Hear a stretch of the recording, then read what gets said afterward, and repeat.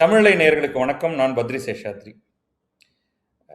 சட்டத்துறையில் இன்றைக்கு பலவேறு புதிய தீர்ப்புகள் வந்து கொண்டே இருக்கின்றன.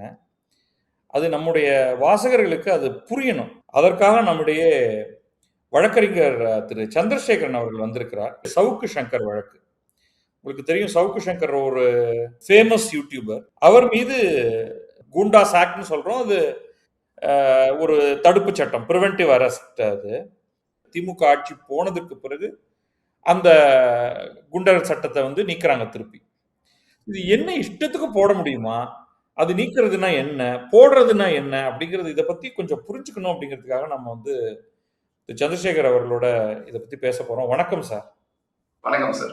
சார், இந்த வழக்கு நீங்க ரொம்ப க்ளோஸா ஃபாலோ பண்ணிருப்பீங்க. இந்த குண்டர் சட்டம்ங்கிறது எதுக்கு, யார் மீது போடலாம், என்ன கான்டெக்ட்ல அது வருது சார்? அது ஆக்சுவலா முதல்ல குண்டர் சட்டம்ங்கிறது ஒரு சமூக விரோதி. அவன் வெளியில் பப்ளிக் டொமைன்ல அவன் இருந்தான். சமூக விரோதினா அவன் பேர்ல வந்து ஒரு நிறைய கிரேவ் குற்றம் சாட்டப்பட்டு அவன் வந்து நிறைய குற்ற வழக்குகளை எதிர்கொண்டு இருக்கும் ஒரு நபர். அந்த மாதிரி இருக்கிறவங்க வந்து சமூகத்துல இருந்தா அவங்களால பப்ளிக் டிராங்குலிட்டி, அதாவது அந்த பொதுமக்களுடைய பீஸ்ஃபுல் லிவிங்லாம் பாதிக்கும் அப்படிங்கிறதுக்காக ஒரு வருடம் அவனுக்கு ஜாமீனே இல்லாம பிரிவென்டிவ் அரெஸ்ட் பண்ணது. இதுதான் அதோட நோக்கமே. இத வந்து மாவட்டத்துலலாம் வந்து மாவட்ட ஆட்சியர் வந்து எஸ்பி பரிந்துரை பேர்ல இன்னென்ன கேஸ்லாம் இருக்கு, இன்னென்ன கேஸ்லாம் இவ்வளவு கிரேவ் அஃபென்ஸ் அவங்க இருக்கு அப்படின்னு சொல்லிட்டு அவர் ரெக்கமெண்ட் பண்றாரு. ஒரு புக்லெட் மாதிரி ஒண்ணு போட்டு அதுல வந்து இவ்வளவு கேஸ் அவர் பேர்ல இருக்கு, அதனால இவர் வந்து இருந்தா சமூகத்துக்கு ஒரு பீஸ்ஃபுல் பாதிக்கும், அதனால நீங்க பண்ணுங்கன்னு சொல்லுவாங்க. அது ஆக்சுவலா வந்து மாவட்டத்துல எல்லாம் வந்து எஸ்பி வந்து ரெக்கமெண்ட் பண்ணி மாவட்ட ஆட்சியர் தான் பண்ணுது. அதுலயே ஒரு செக் அண்ட் பேலன்ஸ் வச்சாங்க. ஏன்னா போலீஸ் துறையே போட்டுட்டா அவங்க இஷ்டத்துக்கு நிறைய பண்ணுவாங்கன்னு சொல்லிட்டு ஒரு செக் அண்ட் பேலன்ஸுக்காக மாவட்ட ஆட்சியர் பண்ணுது. ஆனா சென்னையில வேற மாதிரி நடக்குமா?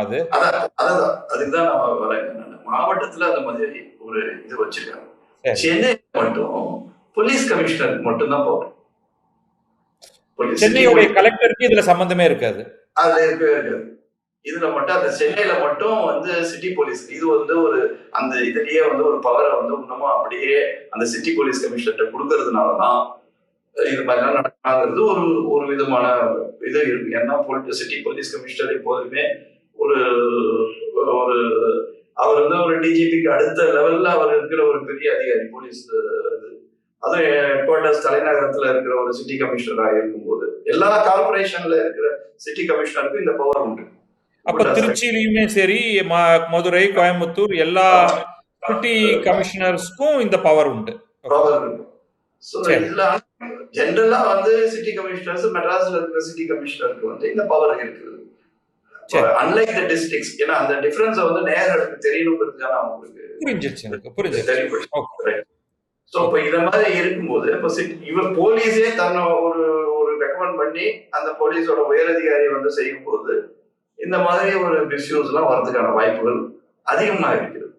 இப்ப ஏன்னா இந்த case especially in south central case உங்களுக்கு நல்லா தெரியும். ஏன்னா நீங்களும் வாட்ச் பண்ணிட்டு இருப்பீங்க, பொதுமக்களும் நிறைய பேர் வந்து வாட்ச் பண்றாங்க.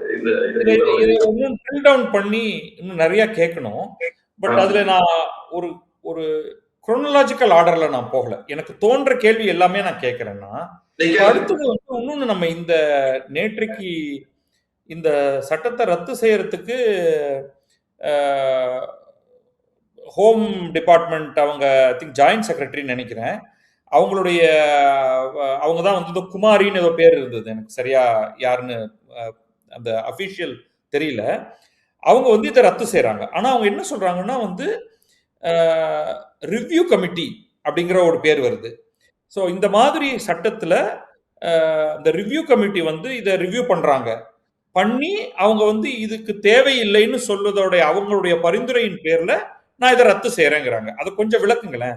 இந்த ரிவ்யூ கமிட்டிங்கிறது என்ன, அது யார் போடுவாங்க, அவங்க ஆட்டோமேட்டிக்கா அதை எடுத்துப்பாங்களா, இல்ல அவங்கள்ட்ட யாராவது ரெப்ரசன்டேஷன் வைக்கணுமா, அது என்ன என்ன நடக்கும், அது கொஞ்சம் எக்ஸ்பிளைன் பண்ணுங்க. அது சார் வந்து குண்டாஸ் ஆக்ட் போட்ட பிறகு அதுக்கு ஒரு மேல்முறையீடு மாதிரின்னு வச்சுக்கலாம். அதுக்கு ஒரு ஸ்டேட் அட்வைசரி கமிட்டி, ஆக்சுவலா அந்த நேம் வந்து state advisory committee. State advisory கமிட்டியில வந்து அரசாங்கம், தமிழக அரசு தான் வந்து அதுல வந்து ரிட்டையர்ட் ஜட்ஜ் ஒருத்தரை போடுவாங்க ஜென்ரலா. அதுக்கப்புறம் 2 அபிஷியல் மெம்பர்ஸ் இருப்பாங்க, ரிட்டையர்ட் ஜட்ஜ் இருப்பாங்க. மோஸ்ட்லி அப்பாயின்மெண்ட் எல்லாமே வந்து ஸ்டேட் கவர்மெண்டோட ஆதரவா அவங்களதான் போடுறது. ஸோ அது வந்து ஜென்ரலா அந்த அப்பாயின்மெண்ட்ல வந்து அவ்வளோ கரெக்டான ஒரு இது வந்து நம்ம எதிர்பார்க்கணும். இந்த ஸ்டேட் அப்பாயின்மெண்ட்டுமே எல்லாத்துலயுமே ஒரு எல்லாமே ஃபேராகவும் இருக்கும். சில சமயம் சில அது வந்து ஒரு இண்டிபெண்ட் நியூட்ரல் அப்படின்னு சொல்லிட முடியாது. அதுக்காக வந்து ஒண்ணுமே இல்லாத வந்து ஒரு ரப்பர் ஸ்டாம்பும் கிடையாது. ரப்பர் ஸ்டாம்பும் கிடையாது. இஷ்டத்துக்கு போலீஸ் சொல்றதெல்லாம் கரெக்ட் அப்படின்னு செய்யறது கிடையாது. அது வந்து ஒரு பொலிட்டிக்கல் அப்பாயின்மெண்ட் தான் அது அப்படி பார்த்தா. சோ அதுல வந்து ஸ்டேட் அட்வைசரி கமிட்டில இவங்க வந்து முதல்ல போய் ஒரு மனு கொடுக்கலாம். பாதிக்கப்பட்ட தரப்புல மனு கொடுக்கலாம். ஒரு நிமிஷம். அதாவது வந்து இது வந்து ஆட்டோமேட்டிக் ரிவ்யூ கிடையாது. நம்ம தான் போய் ரெப்ரசென்ட் பண்ணணும். யாரு பாதிக்கப்பட்டாரோ அவங்க தான் போய் ரெப்ரசன்டேஷன் கொடுக்கணும். ஜெனரலா டிடென்ஷன் ஆனவங்க வந்து நேரடியா பண்ண மாட்டாங்க. அவங்களோட மனைவியோ இல்ல அவங்களுடைய உறவினர், ஆப்வியஸ்லி அவங்களுடைய உறவினர் யாரோ கொடுக்க போறாங்க. ஓகே, அவங்க தான் கொடுப்பாங்க. ஏன்னா ஜெனரலா அவங்க மனைவி தான் ஜெனரலா இருப்பாங்க. அவங்க இருந்தாங்கன்னா மனைவி, இல்லைன்னா அவங்க இப்போ சப்பு சங்கர் கேஸ்ல அவங்க தாய் கூட கொடுத்துருக்கலாம். மேபி அது யார் கொடுத்தாங்கிறது நமக்கு தெரியல. பட் ஜெனரலா வந்து அவங்க குடும்பத்தை சார்ந்தவங்க வந்து ஒரு ஸ்டேட் அட்வைசரி கமிட்டியில கொடுப்பாங்க. கொடுத்த உடனே அந்த இன்வெஸ்டிகேஷன் ஆபீசர் வந்து யார் யார் அதை ரெக்கமெண்ட் பண்ணாங்களோ அவங்க வந்து அவங்களும் அப்பியர் ஆவாங்க. அவங்களும் அப்பியர் ஆயிட்டு எந்த வகையில வந்து இந்த குண்டாஸ் வந்து ஜஸ்டிஃபை ஆகுது அப்படின்னு சொல்லிட்டு அந்த ஒரு போலீஸ் தரப்புல இருக்கிற இன்வெஸ்டிகேஷன் ஆபீசர் வந்து ஜஸ்டிஃபை பண்ணுவாரு. அவங்ககிட்ட கேள்வி கேட்பாங்க, எப்ப இந்த வழக்கெல்லாம் இருக்கு, இந்த வழக்கு இருக்கு, இது எந்த வழியில நீங்க வந்து அதை டிடென்ஷன் பண்ணி, ஏன்னா டிடென்ஷன்ங்கிறது 1 இயருக்கு பெயிலே கிடையாது. So it's against the human rights. ஒரு பார்த்தா இது வந்து ஒரு ட்ரகோனியன், ஒரு ப்ரிவென்டிவ் அரெஸ்ட்னா சுத்தமா 1 வருஷத்துக்கு அவங்களுக்கு எந்த விதமான பெயிலோ மொத்ததும் மூவ் பண்ண முடியாது. அதனால வந்து அதை ரிவ்யூ கமிட்டி வச்சிருக்காங்க, இந்த ரிவ்யூ அட்வைசரி கமிட்டி. ஸோ அவர் வந்து ஜஸ்டிஃபை பண்ணணும், இவரை ஆளை வெளியில விட்டா பொதுமக்களுக்கு இதெல்லாம் தீங்கு வரும், இவ்வளவு இன்னும் வேற இது மாதிரியான அவர் ஏற்கனவே குற்றச்சாட்டப்பட்ட அஃபென்ஸ் இருக்கிற மாதிரி இன்னும் 4 செய்யலாம் அப்படிங்கிறது இருக்கு அப்படின்னு சொல்லுவாங்க. இதை ஜஸ்டிஃபை பண்ணி அவங்க வந்து அவங்க போட்ட மனுவை வந்து ஒண்ணு அனுமதிப்பாங்க. இது வந்து முகாந்திரம் இல்லை, கலெக்டர் வந்து கொஞ்சம் எல்லாத்தையும் ஸ்டடி பண்ணாம பண்ணிட்டாரு அப்படின்னு சொல்லிட்டு ரத்து பண்ணுவதற்கும் அட்வைசரி கமிட்டிக்கு இது பவர்ஸ் இருக்கு. இல்ல இதை வந்து ஏத்துக்கிறேன், இதை வந்து கரெக்டா தான் போட்டிருக்காங்க குண்டாஸ் அப்படின்னு சொல்லி செய்யறதுக்கும் ஒன்று இருக்கு. இதுதான் வந்து அட்வைசரி கமிட்டியில நடக்கும். ஸோ இதை ரெக்கமெண்ட் பண்ணதை வச்சு இந்த இப்போ இருக்கிற இந்த சமீபத்தில் வந்த இந்த உத்தரவுல வந்து ஹோம் செக்ரட்டரி வந்து உத்தரவு போட்டிருக்காங்க. இதான் சார் நடந்தது. ஸ்டேட் அட்வைசரி கமிட்டியில ஒரு உண்டு. இதை விட்டா திரும்பி வந்து ஹேபியஸ் கார்பஸ் போடுவாங்க. இல்ல அதுதான் இங்க பாத்தீங்கன்னா என்ன நடந்திருக்குன்னா, அந்த அனாமலி தான் நான் உங்கள்ட்ட கொண்டு வரணும்னு நினைச்சேன். நேற்றைக்கு காலையில அந்த ஹேபியஸ் கார்பஸ் பெட்டிஷன் ஏற்கனவே வந்துருச்சு. இந்த ஜிஆர் சுவாமிநாதன், லக்ஷ்மி அப்படியா? இல்ல sir, habeas corpus for Goondas வரல. அது போட்டது வந்து ஒரு பில்டர். அவர் வந்து இந்த ஒரு எல் சுதீஷ்ங்கிறவரோடையும் அவங்க மனைவியோட ஒரு ப்ராப்பர்ட்டியில வந்து பில்டிங் வந்து அவங்க கொடுக்கணும். அந்த கேஸ் நான் உங்கள்கிட்ட தனியா விளக்கிறேன் சார். இன்னைக்கு நான் படிச்சதை சொல்றேன். நான் என்னன்னு நேற்றைக்கு வந்து இந்த நேத்திக்கும் இன்னைக்குமான இது வந்து நம்ம அப்டேட்ஸ் நம்ம பார்த்தாச்சு. நான் பார்த்த வரைக்கும் நான் சொல்லிடுறேன், அது என்ன கிளாரிட்டி அப்படின்னு பார்த்துக்கலாம். நேற்றைக்கு இது அவருடைய எல்லா வழக்குகளுமே அவங்க வந்து பெயிலுக்கு போயிட்டு இருக்காங்க. பட் இந்த குண்டாஸ்க்கு எதிராக இவருடைய நெவ்யூ, ஏன்னா இந்த பீரியட்ல என்ன ஆயிடுச்சுன்னா சவுக்கு சங்கருடைய அம்மா வந்து இறந்து போயிடுறாங்க. இந்த குண்டர் சட்டம்லாம் போடப்பட்டு அவர் சிறையில இருந்து கடந்த சில வாரங்களுக்குள்ளாக அவருடைய நெவ்யூ வந்து ஆட்கொணர்வு மனு போட்டு அது நேற்றைக்கு வந்து நம்ம அந்த கோடைகால அமர்வு ஜிஆர் சுவாமிநாதன் லட்சுமி நாராயணன் வழக்கறிஞர்கள், நீதிபதிகள் அவங்க அடங்கிய அமர்வுல வந்து அவங்க வந்து நோட்டீஸ் கொடுக்குறாங்க. அது இன்ஃபேக்ட் அரசு வழக்கறிஞர் தாமோதரன் போட்டிருந்தது. நான் இன்னைக்கு காலையில படிச்சது வரைக்கும். அவர் என்ன வாதாடுறாருன்னா, 40க்கும் மேற்பட்ட வழக்குகள் இவர் மேல இருக்குங்க. அதனால கூண்டாஸ் ஆக்ட ரிமூவ் பண்ணக்கூடாது அப்படின்னு சொல்றாரு. அவங்க நோட்டீஸ் அனுப்புறாங்க. அன்னைக்கு சாயந்தரமே உங்களுக்கு வந்து இதை ரிவோக் பண்ணி இன்னைக்கு காலையில ஹேபியஸ் கார்பஸ் முடிவு பண்ணி வச்சுட்டாங்க. ஏன்னா நேற்றைக்கு அவரை வந்து நாங்க அரசே ஆர்டர் கொடுத்துருச்சு. அதனால வந்து அந்த ஆட்கொணர்வு மனு வந்து அவங்க இன்னைக்கு க்ளோஸ் பண்றாங்க. அதெல்லாம் வந்து இப்ப லேட்டஸ்ட் நான் பார்த்த வரைக்கும் x.comல தான் இன்னொரு வழக்கு இதே மாதிரி ஏபிஎஸ் அதுவும் நடந்துட்டு இருக்கு. இன்னொரு வழக்குல அந்த அந்த நீங்க சொன்ன அந்த வழக்கும் விக்டோரியா கௌரி வந்து ஒரு பெயில் 16ஆம் தேதியோ 14ஆம் தேதியோ தான் கொடுத்திருக்காங்க. அது சவுக்கு சங்கர் கொடுத்தது சார். அதான் சவுக்கு சங்கர், அதேதான் நீதியரசர் விக்டோரியா கௌரி கொடுத்தது. சவுக்கு சங்கருக்கு வந்து பெயில் கொடுத்தாங்க. குண்டாஸ் இருந்தாலும் பரவாயில்ல. குண்டாஸ் இல்ல, குண்டாஸ் வந்து நேற்றைக்கும் இன்னைக்குமாக தான் அது நடந்திருக்கு. அவங்க பெயில் கொடுக்கும் போது என்ன காரணம் சொன்னாங்கன்னா, இந்த பெயில் அப்ளிகேஷன் பண்ணும்போது அவங்க என்ன அப்போஸ் பண்ணாங்கன்னா, இவர் பெயில விடக்கூடாது, இவர் போய் இது பண்ணுவாரு, ஆட்சிகளை கலைச்சிருவாரு, இது கலைச்சிருவாரு. அதை தவிர வந்து அவர் மேல குண்டாஸ் வந்து இது இருக்கு, குண்டாஸ் வந்து இருக்கிறதுனால அவங்க என்ன சொன்னாங்க, இது bail is independent of detention under Goondas. So அதனால பெயில நான் வந்து மெரிட்ல அலோவ் பண்றேன்னு சொல்லிட்டு அவங்க முன்னாடி அலோவ் பண்ணிட்டாங்க. ஸோ அது முடிஞ்சு போயிடுச்சு. நேற்று நடந்த ஒரு இன்னொரு ஏபிஎஸ் கார்பஸ் வழக்குலையும் இன்னொரு பெயில் அப்ளிகேஷனும் வெகேஷன் நீதியரசர் ஜி.ஆர். சாமிநாதன் பெஞ்ச்ல வருது. அந்த இதுனா ஒரு பில்டர் சம்பந்தப்பட்ட வழக்கு. அந்த பில்டர் சம்பந்தப்பட்ட வழக்குல தான் அவர் நீதியரசர் வந்து யார் அந்த போலீஸ் கமிஷனர் இந்த குண்டாஸ் ஆக்ட வந்து இந்த வழக்குக்கு போட்டது, அவர் நேர ஆஜராகணும்னு உத்தரவு போட்டிருக்காரு. நேற்றுக்கு நடந்த இன்னொரு வழக்குல அப்போதான் அவருக்கு வந்து முந்தைய போலீஸ் கமிஷனர் யாரோ அவர் வந்து நேரில் வந்து விளக்கம் அளிக்க வேண்டும் அப்படின்னு சொல்லிட்டு அடுத்த வாரம் அந்த வழக்கை வந்து போட்டு அது வேற பேரலல். அப்ப நம்ம அதுல எதுக்கு கார்லேஷன் பண்றோம்னா, அதுல எது ஏன் கேட்கிறாருன்னா, இந்த வழக்குல எல்லாம் எதுக்கு குண்டாஸ் போடணும், குண்டாஸ் ஏன் போடணும், அதுக்காக தான் அந்த இதை வந்து நான் வந்து உங்ககிட்ட வந்து மென்ஷன் பண்றேன். இப்ப எப்படி சவுக்கு சங்கர் வழக்குல வந்து குண்டாஸ் வந்து ரத்து ஆயிடுச்சோ, ஆனா அதே கேள்வியை வந்து அந்த நீதியரசர் வந்து இன்னொரு வழக்குல, நேற்றைக்கு நடந்த இன்னொரு வழக்குல ஏன் அதுல எப்படி அந்த வழக்கு என்னன்னா ஒரு மோசடி வழக்கு. அவர் ஒரு பில்டர், அவர் வந்து கட்டடம் கட்டி இத்தனை கட்டடத்தை வந்து ஒப்படைக்கணும், அதுல வந்து ஃபோர்ஜரி சிக்னேச்சர் இருக்குன்னு சொல்லிட்டு அவர் மேல ஒரு குற்றச்சாட்டு, அதுக்கு மேல எஃப்ஐஆர் போட்டு அவர் கைது பண்றாங்க.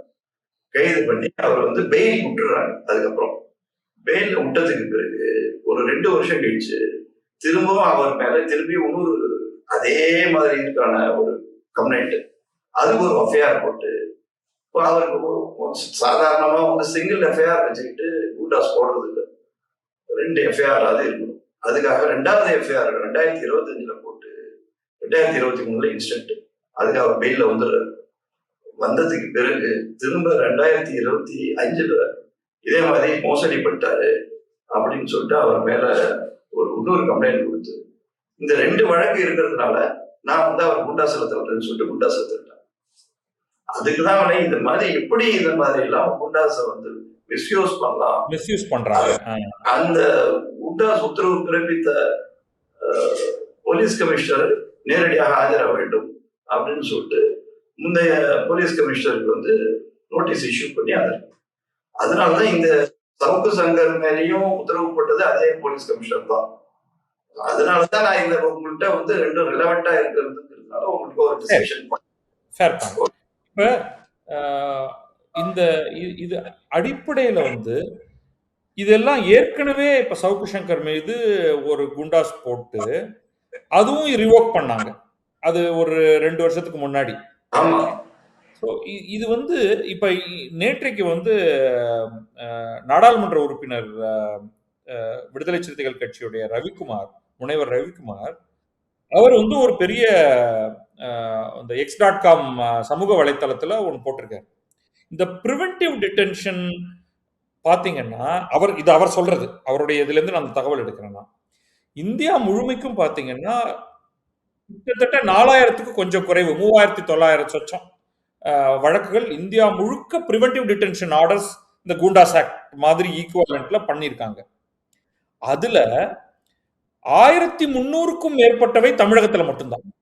28 மாநிலங்கள்ல சுமார் 4000னா அதுல 35%க்கு மேல, மோர் தென் 1/3 தமிழ்நாட்டுல மட்டும்.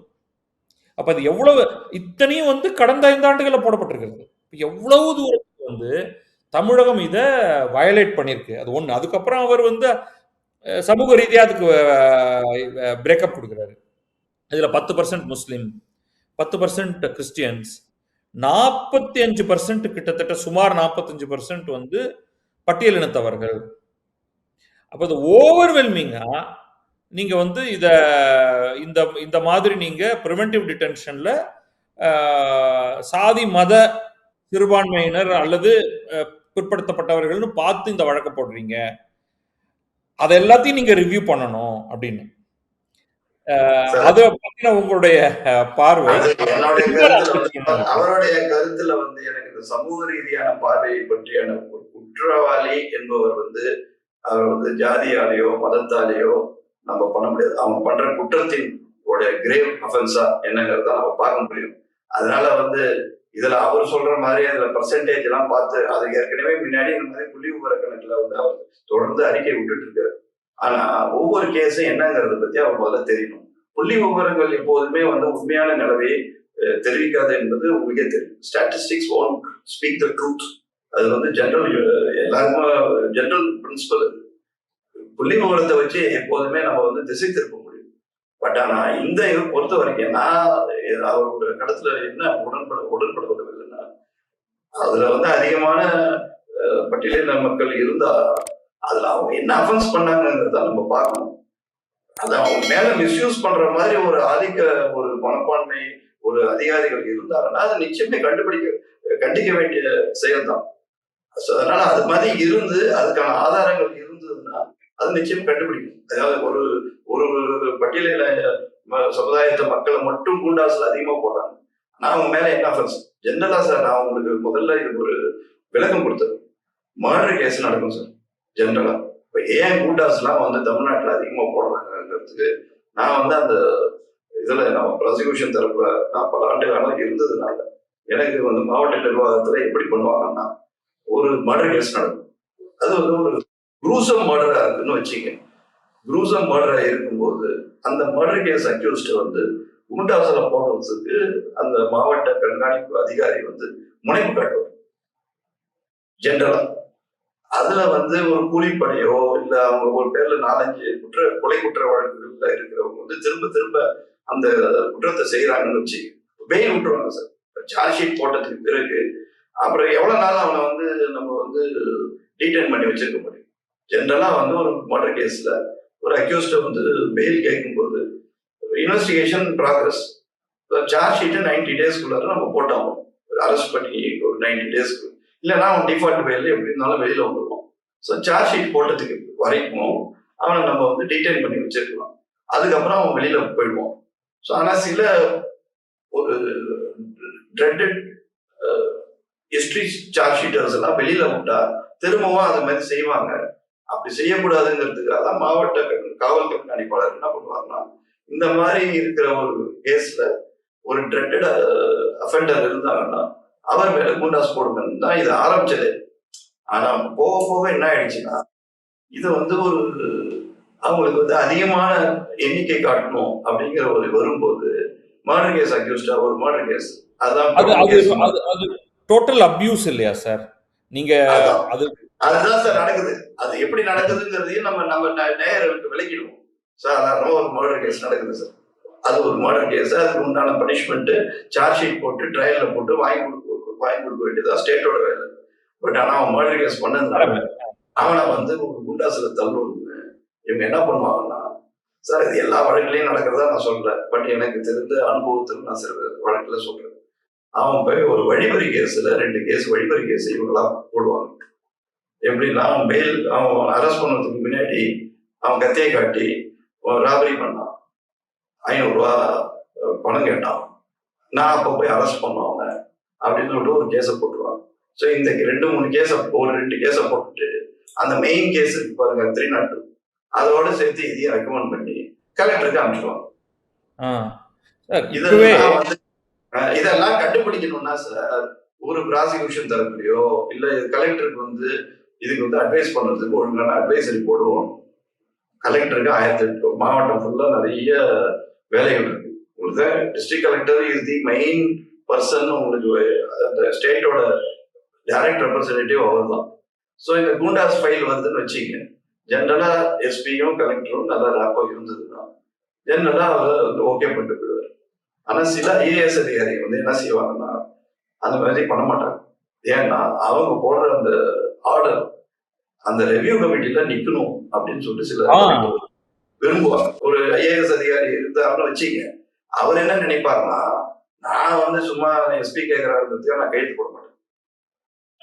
நான் உண்மையிலே I should be satisfied that is a dreaded criminal and the Gundas has to be decision order slab பண்ணணும் அவங்க அப்படிங்கிறது நான் கான்சியஸ் ஆகணும்னு சொல்லிட்டு பேப்பர்ஸ் எடுத்து ரிட்டர்ன் போடுவார். இது எல்லா கலெக்டரும் பண்ணது இல்லை, ஆனா சில கலெக்டர் பண்ணுவாங்க. ஏன்னா அவங்களோட ஆர்டர் ஸ்டேட் அட்வைசரி கமிட்டில ஸ்டாண்ட் ஆகுமான்னு பார்ப்பாங்க. சில கலெக்டர் இந்த விஷயமே எடுத்துக்க ரிட்டர்ன் பண்ணுவாங்க. ஆமா, இந்த சவுக்கு சங்கர் வழக்கிலேயே அவங்க எப்படியெல்லாம் அடிஷனல் கேஸ் ஆட் பண்ணியிருக்காங்க அப்படிங்கிறதுக்கு ஒரே ஒரு எக்ஸாம்பிள், இது இன்னைக்கு செய்தி பத்திரிகையில பார்த்தது தான் நான் சொல்றேன். அவரை சென்னையில இருந்து கோர்ட்ல இருந்து புழல் சிறைக்கு கூட்டிட்டு போறாங்க. அப்ப அவங்க இன்னொரு கேஸ் ஆட் பண்றாங்க. எப்படின்னா, வழியில் அவர் சிறுநீர் கழிப்பதற்காக வண்டியை நிறுத்த சொன்னார், நிறுத்தினோம், இறங்கினார். அப்பொழுது ஒரு வண்டியில் நிறைய பேர் அங்கே வந்தார்கள். காவலர்களை நோக்கி மிக மோசமான கெட்ட வார்த்தைகளில் பேசினார்கள். பிறகு கல்லை எடுத்து அடிக்க ஆரம்பித்தார்கள். அப்பொழுது சவுக்கு சங்கரும் கீழே இறங்கிய சவுக்கு சங்கரும் அவரும் கற்களை எடுத்துக்கொண்டு எங்களை அடித்தார் அப்படின்னு இந்த அன்னேம்டு ஆட்கள் மேலையும் அந்த ஆளுங்கெல்லாம் எங்க போனாங்க, ஏதாவது வீடியோ எவிடன்ஸ் இருக்கா, ஒண்ணும் கிடையாது அப்படின்னு சொல்லிட்டு இன்னொரு கேஸ் போடுறாங்க. காவலர்களை தாக்கியது, கொலை தாக்குதல் நடத்தியது, அரசு ஊழியரை கடமையை செய்வதில் இது பண்ணது. இல்ல சார், இது எதுக்காக சார், இதை நீங்க கொஞ்சம் ஒரு 100 வழக்கெல்லாம் கொஞ்சம் எடுத்து பாருங்க. என்கவுண்டர் வழக்கு எல்லாம், இந்த என்கவுண்டர் வழக்கு எல்லாமே இந்த மாதிரி ஒரு நம்ப முடியாத ஒரு செய்தியை தான் அவங்க சொல்லுவாங்க.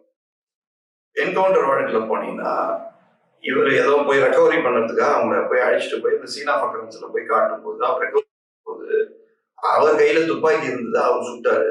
இல்லைன்னா அங்க ஒரு கத்தி இருந்தது, கத்தியை வச்சு காவலர்களிடமிருந்து துப்பாக்கியை பறித்து காவலரை நோக்கி சுட்டார், அவர் கையில ஒரு கட்டு போட்டு இப்படி வந்துருவார். எவ்வளவு சினிமால இருக்க முடியும்? எப்படி இல்ல சார், எல்லா கேஸ்லயும் நீங்க என்கவுண்டர் கேஸ்ல எல்லாத்துலயுமே இந்த மாதிரி சார் கதை எழுதுறதுதான் எழுதுறீங்க. அந்த கதையை நம்பும்படியா எழுத கூடவா தெரியாது. கரெக்ட். அவர் மறைத்து வைத்திருந்த கத்தியை எடுத்து தாக்கினார், அருவாளை எடுத்து தாக்கினார். கேள்வி கேட்கறது இல்ல சார். உங்க தமிழலை சேனல் மூலமா இந்த நேயர்களுக்கு முதல்ல இந்த என்கவுண்டர் கேஸ்ல நடந்த விஷயத்துல எல்லாத்திலையும் இந்த ஹியூமன் ரைட்ஸ் ஆக்டிவிஸ்ட் எல்லாம் கேள்வி கேட்கறாங்க. ஒரு லெவலுக்கு மேல அதுக்கு மேல அவங்க பர்சியூ பண்ண மாட்டேங்கிறாங்க. பர்சியூ பண்ணவும் முடியாது. இது எப்படி பண்ண முடியும்? இந்த சிஸ்டமே அப்படிதான் இருக்கு. பேட்டர்னா நடக்குது. இப்ப நான் ஏதோ போலீஸுக்கு எதிராக பேசுறேங்கிறதுலாம் கிடையாதுங்க.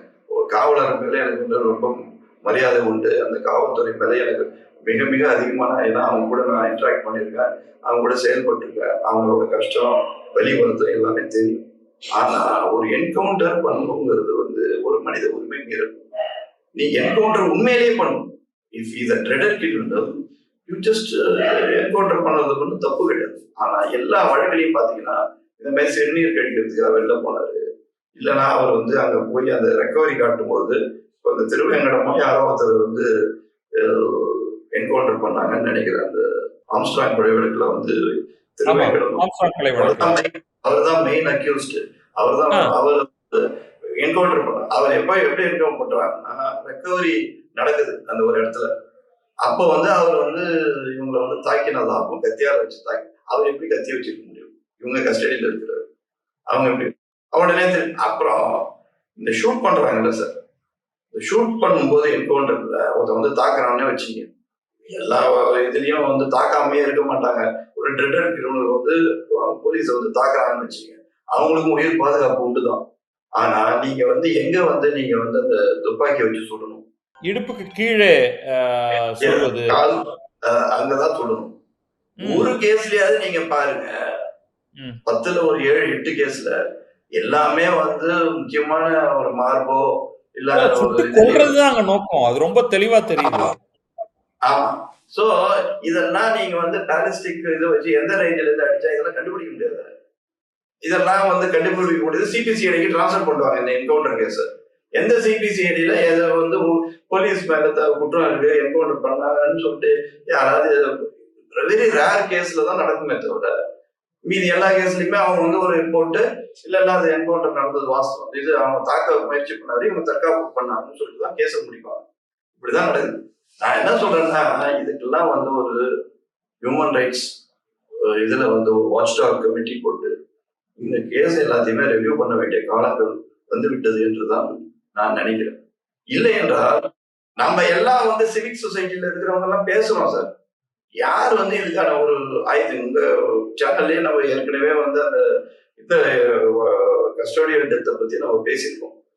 கஸ்டோடியல் டெத்துக்கு வந்து ஒரு ஒரு ஏதாவது ஒரு தீர்வு கண்டுபிடிக்கணும், அதுக்கு வந்து கஸ்டோடியல் டெத்தை நிறுத்துவதற்கு ஒரு கைட்லைன்ஸ் பண்ணுவதற்கு சிவிக் சொசைட்டில இருந்து ஒரு இனிஷியேட்டிவ் எடுக்கணுங்கிறதை நீங்களும் சொன்னீங்க. அதுக்கான இன்னொரு நாள் கூட அதை பத்தி டிஸ்கஸ் பண்ணுவோம். பட் எதுக்கு சொல்றேன்னா, இந்த குண்டாஸ் ஆக்ட், இந்த என்கவுண்டர் டெத்து எல்லாமே வந்து போலீஸ்க்கு இருக்கிற அப்சல்யூட் பவர். அப்சல்யூட் பவர்ல வந்து அவங்க வந்து அவங்களுக்கு தன்னோட பவரை எல்லா விதத்திலையும் நான் மிஸ்யூஸ் பண்ணாங்கன்னு நான் சொல்ல மாட்டேன். ஆனா எல்லா ரெக்கார்ட்ஸ் எடுத்து பார்த்தா அதை மிஸ்யூஸ் பண்ணதுக்கான சந்தேகங்கள் அதிகமாக எழுகிறது. பட் இது சந்தேகங்களாவே இருந்துட்டு நம்ம அப்படியே போயிட்டே இருந்தோம்னா யார் கேள்வி கேட்கிறது? அதனாலதான் நீதியரசர் ஜே.ஆர். சாமிநாதன் அந்த வழக்கை பார்த்துட்டு இந்த வழக்கில் எப்படி நீங்க குண்டாஸ் இன்வோக் பண்ணீங்க? சம்மந்தி officer who was passed the order, let him come and explain. ஏற்கனவே ஒரு மோசடி அது நடக்கும். அது முடிஞ்ச உடனே நம்ம அதை பத்தி திருப்பி பேசுவோம். Yes sir. இப்ப சவுக்கு சங்கர் வழக்குல போவோம். சவுக்கு சங்கர்ல அவர் வந்து ஒரு அந்த கேஸே வந்து ஒரு கற்பனையான ஒரு கேஸா இருக்கிறது. அது வந்து யாரோ ஒருத்தர் பேர்ல அட்டெம்ப்ட் மர்டர் கேஸ். அவர் ஆபீஸ்ல போயிட்டு அவர் பண்ணதா அது அந்த அலிகேஷன்ஸ் பார்த்தாலே அது அன்நேச்சுரல். அது அவரே யூடியூப்ல அவர் வந்து பல தடவை விளக்கிட்டார். ஆனாலும் அதை வந்து பெயில் கொடுத்தாரு. நீதியரசர் டிவிஷன் பெஞ்சில் வந்து அவர் பேர்ல இருக்கிற எல்லா வழக்குக்குமே ஒரு இன்ட்ரீம் பெயில் ஒன்று கொடுத்தாரு. அதுக்கப்புறம் அந்த வந்து அப்பீல் பண்ணாங்க. அப்பீல் பண்ணும்போது நீதியரசர் என்ன சொன்னாரு, நீங்க தேவைன்னா அரெஸ்ட் பண்ணுங்கன்னு சொல்லிட்டு அதோட அதை முடிச்சிட்டாரு. அப்ப எலெக்ஷன் எல்லாம் நடந்துட்டு இருக்கிற போது அந்த சூழ்நிலையை நல்லா பார்க்கணும். இவர் தான் வந்து அரசுக்கு எதிராக கருத்து தெரிவித்து அதனால அவரை பேசாம இருக்க வைக்கணுங்கிறதுக்காகவே இந்த அரசு ஓங்கோல் வரைக்கும் போய் அவரை கண்டுபிடிச்சு தனிப்படை அமைச்சு, ஏன்னா அவர் ஏதோ ரொம்ப ட்ரெட்டட் கிரிமினல் மாதிரி அவரை வந்து இதுக்கு தனிப்படை அமைச்சு வந்து போய் அழிச்சிட்டு வந்து அதுக்கப்புறம் குண்டாஸ் போடுறாங்க. ஸோ இந்த மிட்டிகேட்டிங் இந்த இது எல்லாத்தையுமே நீங்க பாத்தீங்கன்னா அவர் வந்து ஒரு பழிவாங்கப்பட்ட நபருங்கிறது நல்லா தெரியுது. இதுக்கு வந்து நிச்சயமா இதெல்லாம் இந்த மாதிரி வழக்குகளுடைய பேக்ரவுண்டை செக் பண்ணி இது ஃபுல்லா எல்லாத்தையும் ஆய்வு செய்து இந்த மாதிரி எல்லாம் நடக்காம இருக்கிறதுக்கு ஒரு கைட்லைன்ஸ் வந்து உயர்நீதிமன்றம் செய்தாதான் இது வந்து ஃபியூச்சர்ல தடுக்கலாம். இது யாருமான ஒண்ணு வந்து நீங்க சொல்றது கோர்ட் ட்ரிவன் சார். இப்போ ஒரு புது அரசு வந்திருக்கு. இது வந்து சிவிலியன் அட்மினிஸ்ட்ரேஷனே இதை கொண்டு வரணும் இல்லையா? இப்ப ஆக்சுவலி ஒரு புது இப்ப வந்து முதல்வர் ஜோசப் விஜய் கீழே தான் வந்து ஹோம் டிபார்ட்மெண்ட் இருக்கு. அவர் இதை ரிவ்யூ பண்ணி நாம எந்த வித் நியூ ஹோம் செக்ரட்டரியோட உட்கார்ந்து நாம எந்த நிலையில இந்த மாதிரியான குண்டர் சட்டத்தை கொண்டு வர்றது, இந்த பிரிவென்டிவ் அரெஸ்ட் எல்லாம் இதுக்கு முன்னாடி இருக்கக்கூடிய ஆட்சிகள்லாம் அப்படியே ஒரு ரொட்டீன் ஆக்டிவிட்டியா போறதுல இருந்து இவர் இதெல்லாம் ஒரு மாற்றத்தை கொண்டு வரலாம் இல்லையா? ஒரு பக்கம் கோர்ட் கொண்டு வரட்டும், நம்ம அதை வேண்டாம்னு சொல்லல. பட் ஒரு அரசே இதை ரிவ்யூ பண்ணலாம். நான் என்ன மாதிரியான அரசாக இருக்கணும், நான் வந்து முரட்டுத்தனமான அரசாக இருக்கேன். ரெஸ்பான்சிபிள் ஒரு கவர்மெண்ட் வந்து இதை வந்து நோட் பண்ணிக்கலாம். ஏன்னா ஒரு தவறு வந்து நடப்பது என்பது பேட்டண்டா தெரியுது. இந்த சவுக்கு விஷயத்துல அவர் வந்து டார்கெட் பண்ணப்பட்டு அவர் வந்து குண்டா சட்டத்துல வந்து 2வது தடவையாகவும் 3வது தடவையாகவும் 2வது பண்றாங்க. அதுவும் வந்து எந்த மாதிரி வழக்குன்னா ஒரு 307 அந்த வழக்கோட இது வந்து பாத்தீங்கன்னா அது வந்து அலிகேஷன்ஸே வந்து நம்ப முடியாத இருக்காது. பட் அது மெரிட்ல அவர் பார்த்துட்டு போறாரு, அது வேற விஷயம்.